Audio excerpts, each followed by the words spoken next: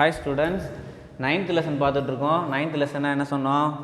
Kinetic theory of case அப்படின்னு ஒரு lesson. அதில் டாபிக் என்ன சார் அப்படின்னா கைனெட்டிக் இன்டர்பிரிட்டேஷன் ஆஃப் டெம்பரேச்சர் அப்படின்னு சொல்கிறோம். கைனெட்டிக் இன்டர்பிரிட்டேஷனாக என்ன சார் அப்படின்னா கைனெட்டிக் எனர்ஜி எந்தெந்த வேரியபிளோட ரிலேட் ஆகிருக்கு அப்படின்ற விஷயத்தை பார்க்கலாம். To understand the microscopic origin of temperature in the same way. அப்போ அதே மாதிரி நம்ம என்ன செய்ய முடியும்? மைக்ரோஸ்கோபிக் ஆரிஜின்லேயும் கண்டுபிடிக்க முடியும். P ஈக்குவல் டு இது என்ன சார் ப்ரெஷர் ஆஃப் கேஸ் அப்படின்னு சொல்லி ஏற்கனவே ஒரு கொஸ்டின் பார்த்தோம். ப்ரெஷர் ஆஃப் கேஸ் கண்டெய்னர், ஒரு கண்டெய்னரில் இருக்கிற கேஸோட ப்ரெஷருக்கு ஈக்குவேஷன் கண்டுபிடிச்சோம். P equal to 1/3 N/V mv² அப்படின்னு கண்டுபிடிச்சோம். இந்த ஈக்குவேஷன்லேருந்து நான் என்ன செய்ய போகிறேன்னா ஐடியல் கேஸ் ஈக்குவேஷனோட கம்பேர் பண்ண போகிறேன். அப்போ என்ன ஆகும்? PV is equal to 1/3 Nmv² அப்படின்னு கிடைக்கும். இந்த ஈக்குவேஷன் கிடைக்கும். இது ஈக்குவேஷன் நம்பர் 1 வச்சுக்கோங்க. இப்போ PV ஈக்குவல் டு NKT அப்படின்னு ஒரு ஈக்குவேஷன் நம்ம ஏற்கனவே தெரிஞ்சது. Comparing the above equation with PV equal to NKT, இதுதான் ஐடியல் கேஸ் ஈக்குவேஷன். இது ரெண்டுத்தையும் கம்பேர் பண்ணிங்கன்னா லெஃப்ட் சைடு வந்து என்ன இருக்குது? PV அப்போ மாறாது. அப்போ NKT ஈக்குவல் டு 1/3 Nmv² அப்படின்னு எழுதலாம். ஓகேவா? அப்போ NKT ஈக்குவல் டு 1/3 Nmv². இந்த NN கேன்சல் ஆகிடும். அப்போ KT ஈக்குவல் டு 1/2 mv² அப்படின்னு சொல்கிறோம். Multiply on both side 3/2. ஏன் சார் மல்டிப்ளை பண்ணோம்? ஏன்னு கேட்டிங்கன்னா நம்ம வந்து ஆவரேஜ் கைனெட்டிக் எனர்ஜி கண்டுபிடிக்க போகிறோம். அங்கே 1/3 இருக்குது, நமக்கு 1/2 mv² தான் கைனெட்டிக் எனர்ஜிக்கான ஃபார்முலா. அப்போ 3/2 போட்டிங்கனாக்கா 3 கேன்சல் ஆகிடும். இந்த இடத்துல 1/2 வந்துடும் இல்லையா? அப்போ ரெண்டு சைடும் நீங்கள் 3/2ஆல் மல்டிப்ளை பண்ணுங்கள். அப்போ 3/2 KT ஈக்குவல் டு 3/2 1/3 mv² கிடைக்குது. அப்போ 3 கேன்சல் ஆகிடுமா? இப்போ 1/2 mv² அப்படின்னு கிடைக்கும். ஓகேவா? எழுதிட்டோமா? 3/2 KT இருக்கிற இடத்துலலாம் நம்ம என்ன செய்யலாம்?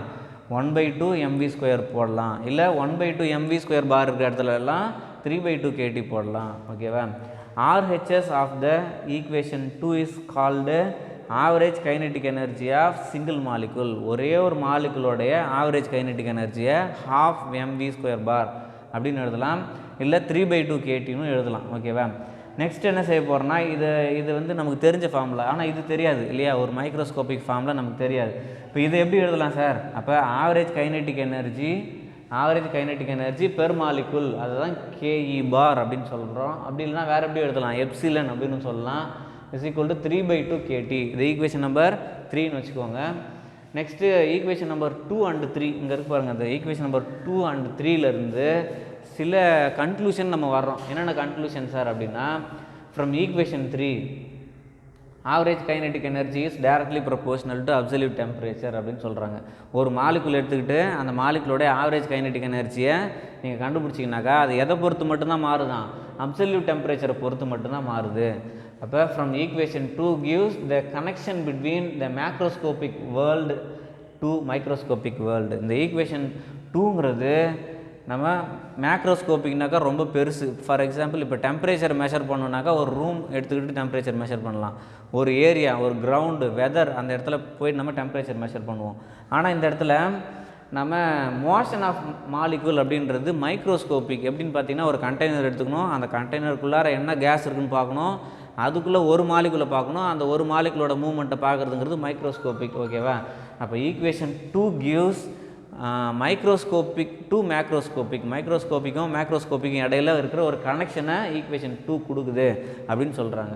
செகண்ட் வந்து பார்த்தீங்கன்னாக்கா kinetic energy, average kinetic energy is directly proportional to absolute temperature not mass of the molecule. உள்ளே இருக்கிற அந்த மாலிகுலோட மாஸை பொறுத்து எதுவுமே மாறாது. அது வந்து எதை பொறுத்து மட்டும்தான் மாறுது? அப்சல்யூட் டெம்பரேச்சர் பொறுத்து மட்டும்தான் மாறுது அப்படின்றாங்க. Next temperature of ideal gas measured in thermometer. Temperature of ideal gas measured in thermometer. The average kinetic energy of each molecule can be calculated out seeing the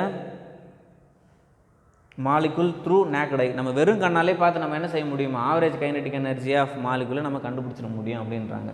next வந்து பார்த்தீங்கன்னாக்கா the internal energy of ideal gas U equal to NKE அப்படின்னு எழுதுவோம். KE எடுத்துட்டு நான் என்ன செய்கிறேன்? 1/2 mv² அப்படின்னு போடுறேன். அப்படி இல்லைனா நான் இன்னொன்று சொன்னேன் இல்லையா, 1/2 mv² எடுத்துகிட்டு 3/2 KTயும் போடலாம். அப்போ 3/2 KT n அப்படியே தான் இருக்குது. ஓகேவா?